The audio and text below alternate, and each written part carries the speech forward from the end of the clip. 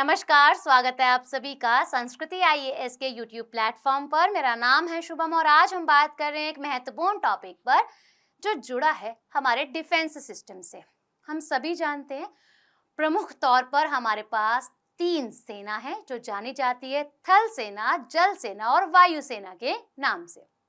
समय समय पर ये अपने आप को अपग्रेड भी करती रहती हैं वाया वेपन्स या फिर अपने नए एडवांस टेक्नोलॉजी डिवाइसेस को लाकर। इसी के साथ हम ये भी जानते हैं कि कभी चॉपर, कभी जेट, कभी शिप, कभी पनडुब्बी को ऐड किया जाता है। आज का टॉपिक जो हमारा जुड़ा है वो जुड़ा है नौसेना से और हमारी भारतीय नौसेना से, जिसमें शामिल किया गया है एक और दूसरा बेसिकली सेकेंड परमाणु पनडुब्बी को।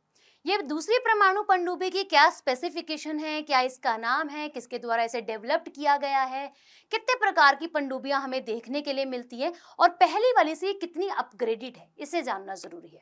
तो आइए समझते हैं। भारतीय नौसेना को मिली दूसरी परमाणु पनडुब्बी, इसका नाम है आईएनएस अरिघात। अभी चर्चाओं में इसलिए है क्योंकि परमाणु ऊर्जा से चलने वाली पनडुब्बी है और ये पूर्ण तरीके से लेस है बैलिस्टिक्स मिसाइल से, इसलिए ये चर्चाओं का विषय बना हुआ है। अब भारतीय नौसेना में से शामिल करा गया है अब 2024 में, बट इसको लॉन्च एक्चुअल में कब किया गया था?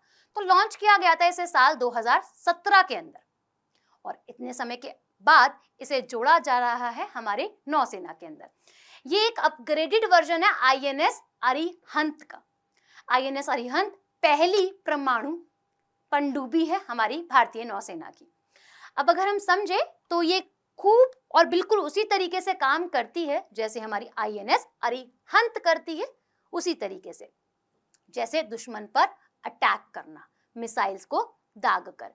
इसे डेवलप्ड किया गया था विशाखापट्टनम में भारतीय नौसेना के शिप बिल्डिंग सेंटर द्वारा।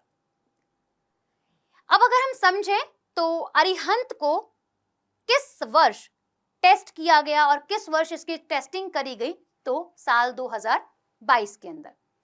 अब ऐसा करके भारत न्यूक्लियर ट्रायड देश बन गया है और भारत कोई अकेला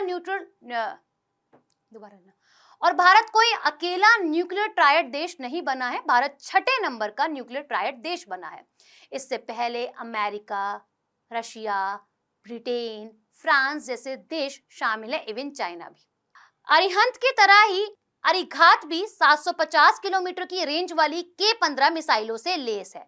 यहाँ इसकी रेंज बता दी है कि बिल्कुल सेम है, 750 किलोमीटर की रेंज है और K-15 मिसाइलों से ये लेस है।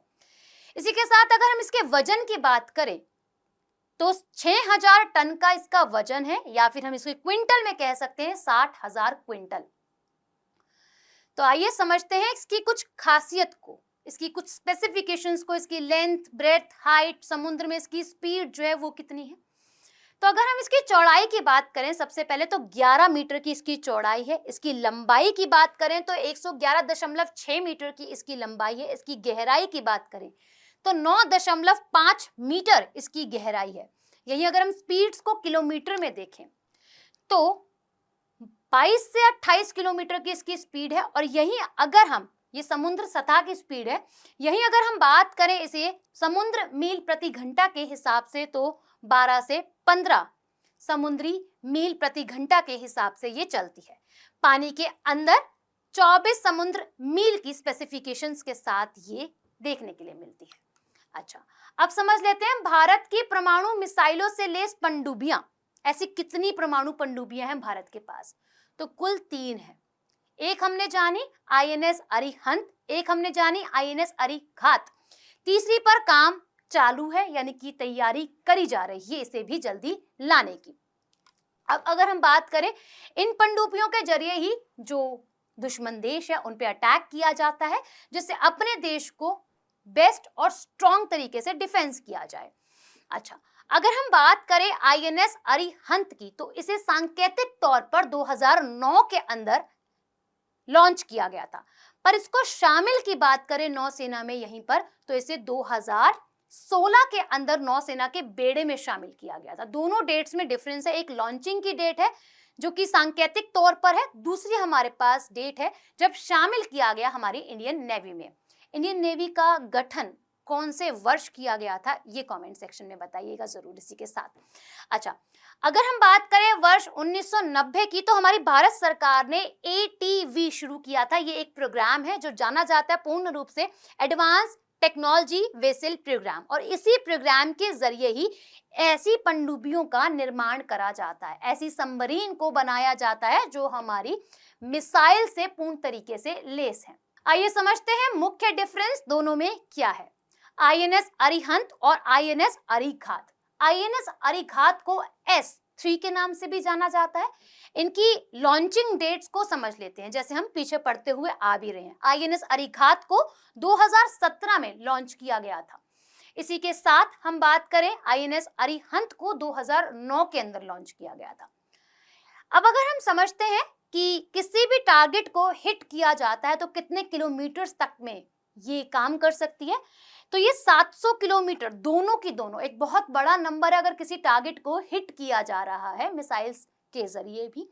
ठीक, अगर हम यहाँ समझे, इसमें K-15 या BO-5 शॉर्ट रेंज की 15 मिसाइलें तैनात है और यही हमें 24 मिसाइलें देखने के लिए मिलती हैं। यहाँ पे मुख्य अंतर दिख गया मिसाइल्स का, 15 और 24। इसी के साथ बात की जाए 4 मीडियम रेंज की K4 बैलिस्टिक्स मिसाइल से ये लेस है और ये इसकी रेंज देखने के लिए मिलती है 3500 किलोमीटर की। यही हम बात करें, यहाँ मीडियम में अंतर है, यहाँ 8 मीडियम की 4K बैलिस्टिक्स मिसाइल है और रेंज दोनों की ही बराबर है 3500 किलोमीटर तक की। अच्छा, अब समझ लेते हैं न्यूक्लियर ट्रायड क्या होता है। देखिए, अगर हम परमाणु हथियार को हिट करवाते हैं, है ना, या जमीन से या हम हवा से या फिर पानी से, है ना, पानी के अंदर रह के, तो जैसे अगर हम समझे परमाणु हथियारों को जमीन से मिसाइलों के जरिए हिट करवाया जाता है, हवा से लड़ाकू विमानों के जरिए, समुद्र से पनडुब्बियों के जरिए दागने की इसकी क्षमता होती है। अच्छा, अगर हम यहाँ समझे, अरिहंत से K-15 SLBM की सफल टेस्टिंग के बाद भारत छठा न्यूक्लियर ट्रायड देश बन गया। और देश शामिल कौन कौन से? अमेरिका, रूस, ब्रिटेन, फ्रांस, चीन के बाद विश्व में भारत छठा देश बन चुका है। अब SLBM के बारे में जान लेते हैं। सबमरीन लॉन्च बैलिस्टिक मिसाइल इसका पूर्ण नाम होता है। अच्छा, अब समझ लेते हैं मुख्य तरीके से पनडुब्बियां हैं कितनी। 2 तरीके की पनडुब्बी हमें देखने के लिए मिलती है।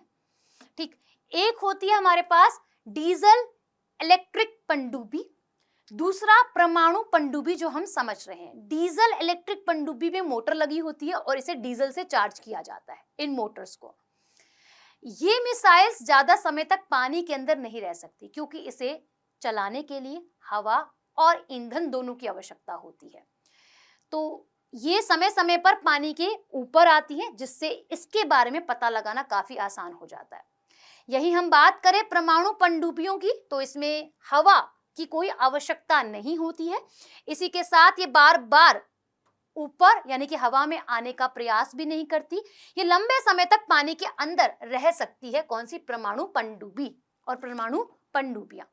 अच्छा, एक सवाल आप सभी के लिए कमेंट सेक्शन में मेंशन जरूर कीजिएगा। ठीक, मिलते हैं आप सभी से नेक्स्ट वीडियो में।